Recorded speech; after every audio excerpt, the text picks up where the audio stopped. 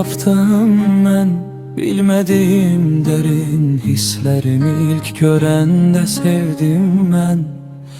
Mənalı gözlerini senin yanındayken, hayat mənə gözəl bir hə deməklə et günümüzü özel. Sen tek sahibi, kalbimin daimi sakini, sevginin ilk abidesi.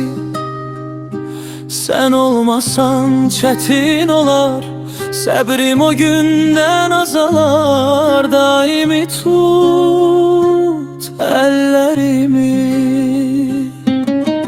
ben sana olaram hem dost sirdaşın,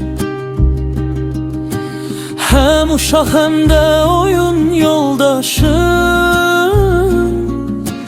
Sonsuza dek severem, vermərəm heç kəsə. Yeter ki sen benim ol hayat yoldaşım. Ben sana olaram hem dost sirdaşın, hem uşaq hem de oyun yoldaşım. Ömürlük severem, vermərəm heç kəsə. Ya hə ya bəli de ol hayat yoldaşım.